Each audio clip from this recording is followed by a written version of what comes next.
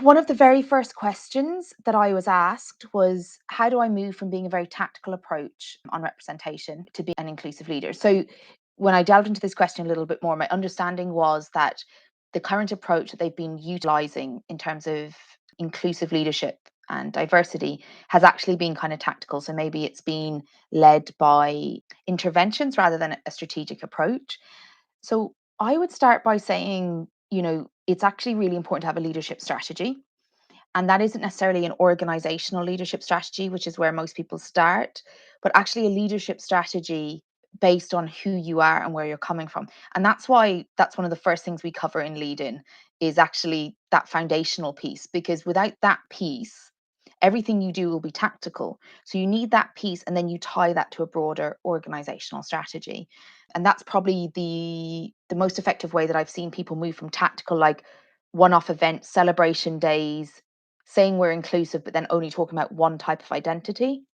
And I think that lends really nicely as well to thinking about inclusion beyond the idea of diversity in the way we're currently thinking about it. So at the moment, a lot of diversity and inclusion efforts are actually identity based efforts. So they're the efforts around how do we include those who have been marginalized. And that is a part of inclusion. However, there are other facets to a person's identity that goes beyond marginalized identities. Your experience, your insights, your values, and those things are also part of diversity. And so it's really important that we are thinking about inclusion and the strategy of inclusion as how do we include spaces where all people are able to show up with their uniqueness and not just spaces where identity is utilized as the differentiator. Identity is important, but if we stop there, it becomes a big issue in terms of the strategy. The other thing that has come up, actually, I think three different people asked me about this, and this is specific to Ireland, but I'd like to hear if anybody's listening to this from any other EU country or the UK or even America, like anywhere. But in an Irish context, I've had several people contact me over the last 2 years around how those who are non Irish are equally qualified to their peers but aren't getting promotional opportunities. And when it's discussed within the organization, the strengths of the person who were promoted are focused on. But there is a clear pattern, even if the numbers are different in terms of like the quota of Irish and non Irish people in an organization, that the further up you go, the less evident that diversity is. And so I've heard from a number of people over the last 2 years about this. And so what I'm going to do is probably do a survey and send it out to see if people who are working in countries that are not their country of origin find that their promotional opportunities are less. And if so, what kind of impact that has, what type of challenges they perceive, some of the possible solutions.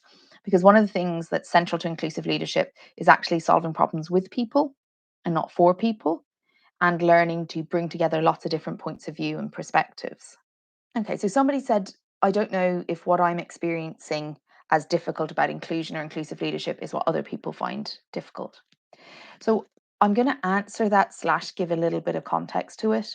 Inclusive leadership, while it has some core principles and some core practices based on the research, what is different about it is it's a process that you're managing. Unlike the idea of setting goals and achieving things, inclusive leadership isn't a goal, it's a process. And so we need to think about what processes and practices you use in order to facilitate the goals that you're trying to achieve.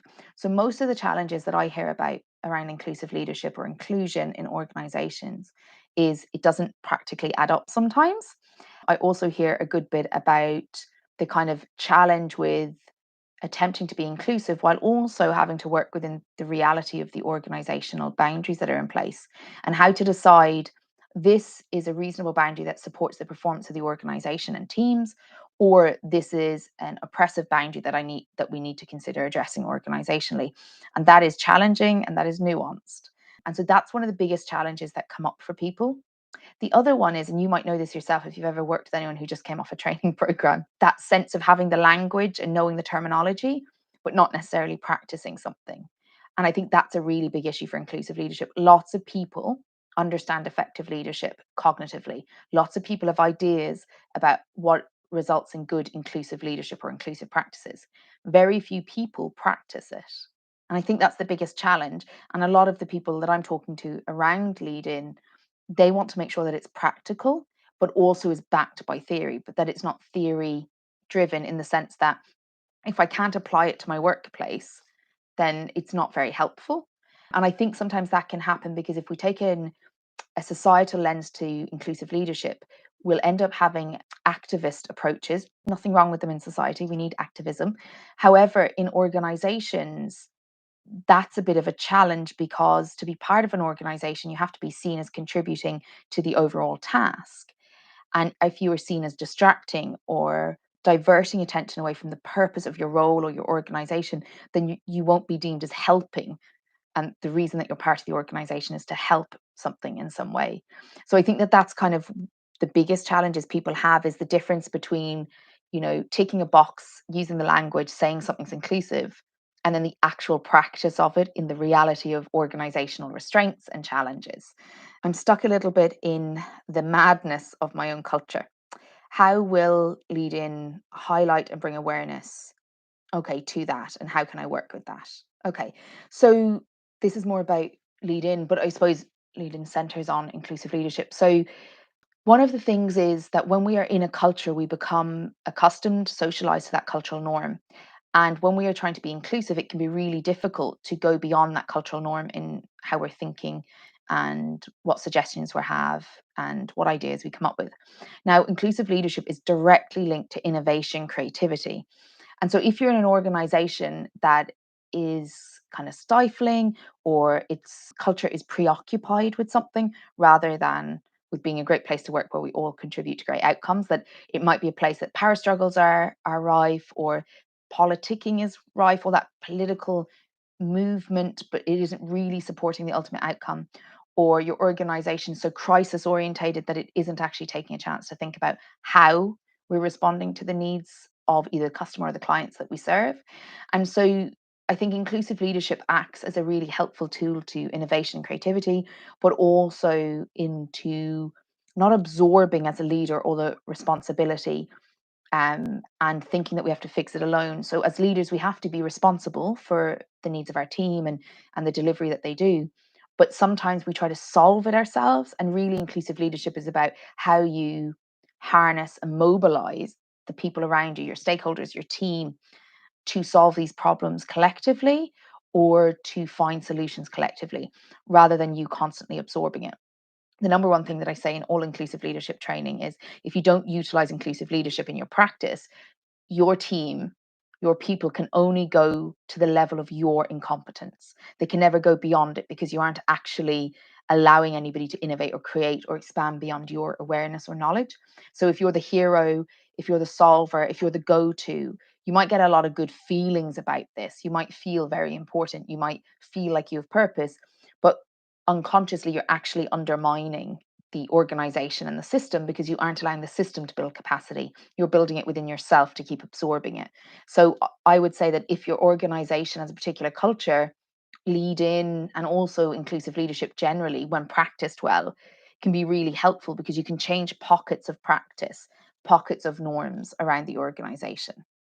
Okay, so one of the biggest, this is saying, I really want to be an inclusive leader, but I keep coming up against challenges. What's your advice? So we know that people who deem themselves to be more inclusive, and this is from industry experience, and I think there's some research coming out about it, people who think they're an inclusive leader are often less inclusive. And people who think they're not very inclusive are often more inclusive because the more you're aware of the challenges of inclusive leadership, the more the organization, the more you have that attention on what is needed in the organization, how you can improve things. What we tend to do is there's a thing called the unconscious incompetence on the learning development kind of approach. And that means that when we are unconscious of the level of our incompetence, which is the starting point for most people on most learning journeys, then we overestimate our skill set. But when we become consciously competent, there's a whole journey between the two of those. We become more aware of the nuances. And there's a really good example that I love using. So when you start to learn an instrument, the fact you can get like one chord right or one note right is like success. Well, 5 years later, when you're playing frequently, the fact that you got one wrong in a 20-minute session feels like a real failure. And that's not because it's a failure. You're way further than you were, but your level of competence has improved, and therefore your expectations of yourself has improved.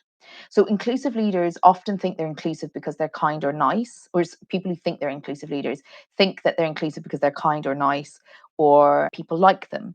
But inclusive leadership goes actually beyond that surface level sense, and it goes to provoking different points of view, asking why, challenging people to take responsibility for their work, but also some of the solutions around their work, and also how they interact and work with others, not just focusing on their individual deliverables. And so I think a lot of people think they're being inclusive because they've learned something about a particular group's preferences, but they don't necessarily practice inclusion principles across the board.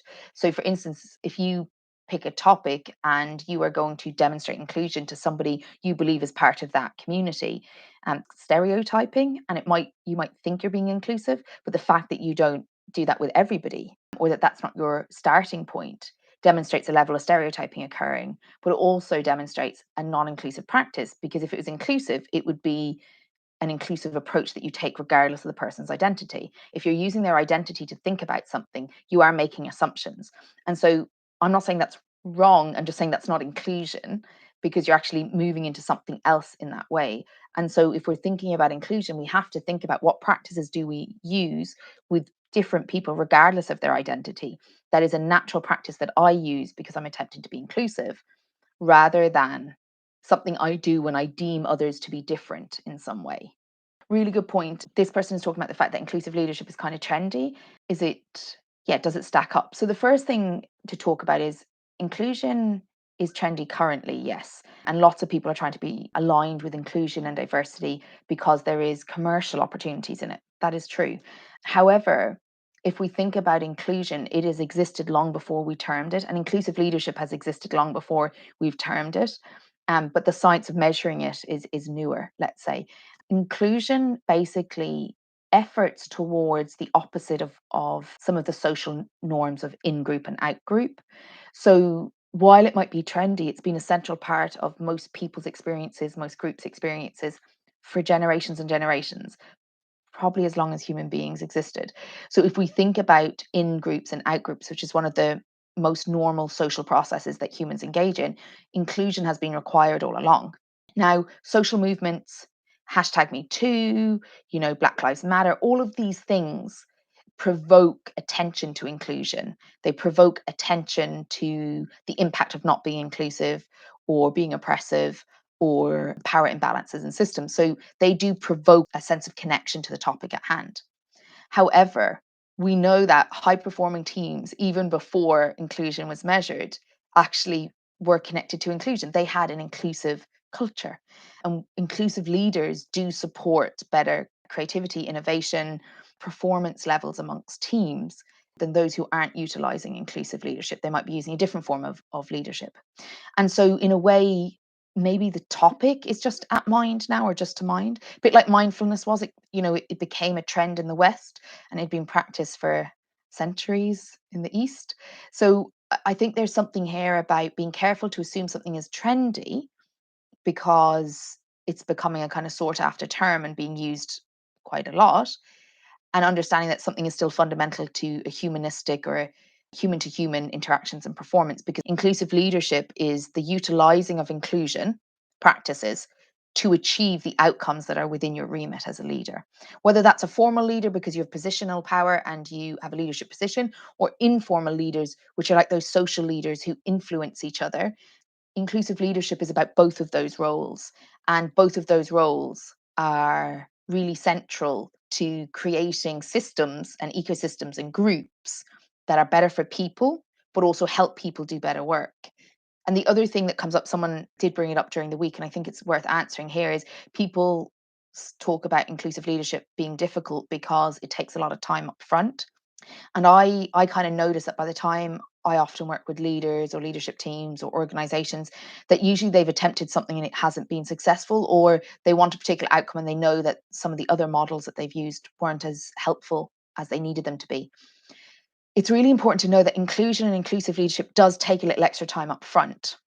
I would argue, based on my industry experience, that it actually saves you time later. So it prevents certain problems. It also prevents going down kind of like quick fixes, wrong avenues, wasting time and resources.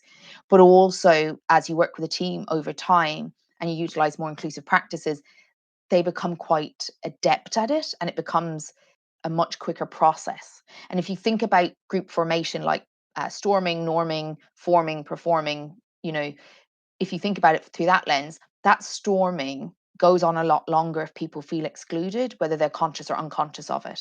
And so, in a way, putting attention up front on inclusion and inclusive leadership in teams is really helpful for that. What are the unexpected benefits of this program? So, they're talking about lead-in specifically. So, what's really interesting is the majority of people who've done the variations of lead-in before I gave it that title tell me that they have improved relationships, not just at work. I hear quite frequently friends, kids, children, and partners that they have improved relationships. And I guess it makes sense because we're using a psychological lens. We're talking about working with people, being aligned with people, helping them be at their best with you and you be at your best with them. But one of the key ones I think is improved relationships. And then the other thing that comes side by side is the level of personal development, insight, and challenge that lead-in brings up for you, because it requires that you understand yourself in order to understand others. And so there's quite a bit of unintended positive consequences that ripple out beyond the actual lead-in program. So this is one I've read through your bio, training, and credentials, and I get a sense that you're in the trenches with leadership at all levels of work and life. There's a part of me that feels this program may be too much, or that I won't get it. How can I know if I'm a good fit? Okay, that's again about lead-in.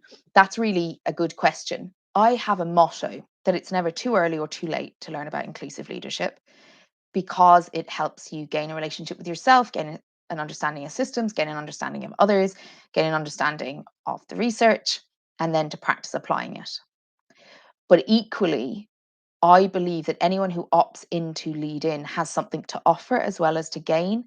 And I've yet to see, and regardless of your level of seniority, regardless of your experience, regardless of your background, regardless of your gender, your age, any of these things, the way that lead in is structured is you get a chance to actually bring yourself and support others, but also for you to be supported. The other thing is that, kind of from a learning concept point of view, you will retain what resonates and makes sense to you, and you will forget what doesn't. This is not a school system. This is not, I will not be measuring the theories you remember or don't. We have a learning portfolio, which is where you'll capture your learning and as it applies to you.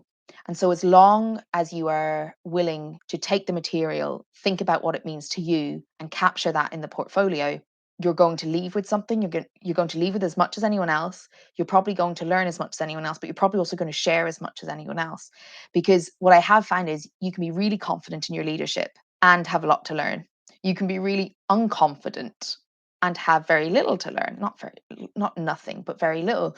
So what I found is that there's a difference between confidence and competence, and we talk about that during lead in, but also in terms of, if you join lead in as a decision to support yourself as a person, and then yourself as a leader. And remember, we can talk about social leaders or formal leaders, any of those. Anywhere that you have the ability to influence somebody, you have the ability to lead. If you're willing to take those and step into it, then it's definitely the right place for you. If you're unsure, I do have a link of a set of questions you can ask. And if you answer yes to a particular amount of those questions, it tells you that it's the right program. If you don't, it tells you what your other alternatives might be. So do get on to me. You can just email at hello@silewalsh.com. I'll put notes below and I can send that on to you, send the link. That's no problem for making decisions. I'm working in services where we support people with different and additional needs. Would this help me in understanding better ways to support people I'm supporting? Okay, so that's brilliant. So I do inclusive leadership with medical professionals, as well as all sorts of helping professionals. But in the medical field, what has been really helpful is, if people understand inclusive leadership, it will align better with patient care than probably other models do. And this is industry experience. Now, not the research doesn't say this, just my experience of working with people who are considering patient care or service user care. Inclusive leadership lends really well to that. I often work with people utilizing first the patient lens, and then later we bring it back to thinking about what that means for employees. But inclusive leadership actually applies to both, because in inclusive leadership, we don't assume that the only people we're leading or influencing are those in our direct report. We assume that in every room we have a level of autonomy and power and influence, and we can utilize that to create better outcomes. Like fundamentally, inclusive leadership, in my mind, in organizations, and that's really important nuance, in organizations is fundamentally about helping you help your end user, customer, service user at the end. It's about the customer's experience. But if your people don't feel included, they will not have the skills to do that for your customers. They will not have the skills for understanding feedback or for innovating or being creative with your customers. So for me, inclusive leadership is not just about direct report. It is that spiral of leadership where we have ripple effects and influences on multiple people, and we use multiple values and priorities to inform our decisions. So yes, it's absolutely perfect for anyone in a helping profession, because it's not simply about improving things just for employees. It's about improving things in the system.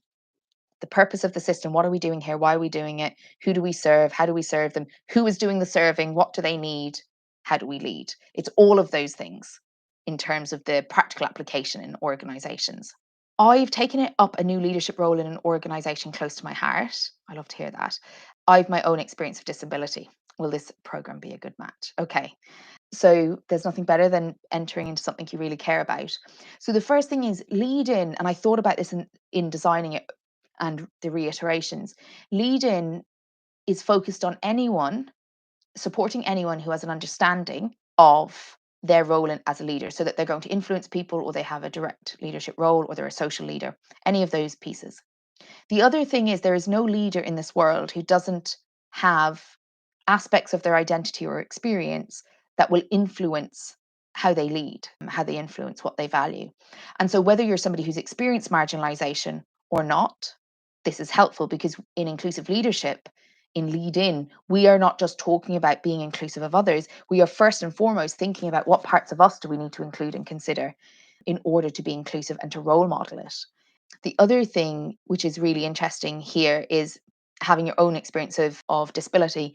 One of the things that can happen when we think about leadership is we start hiding the marginalized parts of ourselves, because we may know that the system we're in disadvantages those identities in some way, whether it's our racial identity, our, our disability, our sexuality, our gender identity, any of those things. And so one of the things I'd say about inclusive leadership, it's about creating pockets of safety throughout the organization. But to do so, we have to have a level of safety ourselves. And that's why there isn't a set of rules about what is and isn't inclusive. And inclusive leadership is about what we practice. The outcomes may look different in different settings. And so, yes, Lead In would be perfect for you, but also even that idea that it might be different because you have that experience. We've got to think about those assumptions. Every single person leading is just a person doing their best, usually with an array of hopes, dreams, fears, defenses, concerns, worries. Everybody, but so are your people. Everyone you work with has that in the background, and that influences then how they interact and how safe they feel in groups and how much they contribute and how much they hide.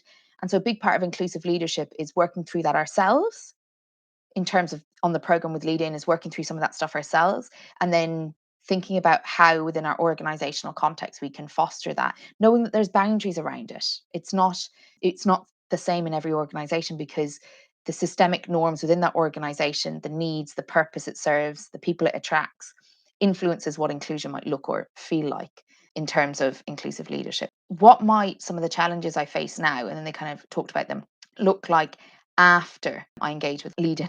So the first thing to say is the challenges. Lead In focuses on the complexity of inclusive leadership and having an impact driven by a kind of purpose behind your work. And it's very important that we are able to understand that some challenges are not fixable because they're complex or they're nuanced, but are definitely something we can navigate. And so one of the main things that participants in Lead In and the previous iterations of it have shared with me is that their approach to problems change, and then therefore their feelings about that, the guilt or shame or frustration they feel, might move to something else. Their ways of interacting with the problem might change, and so therefore, yes, they feel better and they do things differently, but also they might end up role modeling better practice and actually kind of gaining some traction with other people. The main thing people do walking away from LEADIN, I have to say, is their critical thinking is deeply improved. The decision making within organizations, and a number of people who've engaged in iterations of LEADIN have had quite significant success in leadership roles afterwards. And I'm not putting it down to LEADIN. However, I do believe, and some of the feedback from some of them has been that it was directly related to the work that we did, but that there's a big piece around your critical decision making, your critical thinking, your ability to regulate your own dysregulation, anxiety, fears, anger, so that you can work more effectively. The ability to disentangle from some of the things that keep catching you, draining you, distracting you, and the ability to be quite focused on the purpose, quite focused on what people need, quite focused on setting people up to succeed, normalizing psychological safety as an important way of working, and centering people and their decision making processes in order to then improve performance. And so the impact has been quite significant. And I think the main thing is how you feel about the work you do, how you intervene in the work, how you think about the work will shift through LEADIN. And therefore, how you cope with it shifts. Then your leadership brand shifts. Then how people see you shift. Then your examples for interviews and promotion shift. And then your ability to take on challenges. And I think this is a key one, to take on challenges that previously you may not felt equipped for increases, because with inclusive leadership we have the ability to harness and leverage the capacity of multiple people at one time to produce results. And so we can lead and influence, but we also don't have to be the hero. And so people were able to take on bigger challenges, have great success with them, because they knew how to mobilize other people well, tap into their motivations, help group dynamics and be more effective, develop ecosystems of inclusive and high performance ways of thinking and approaching things. And so that's probably the main changes that occur, I would say.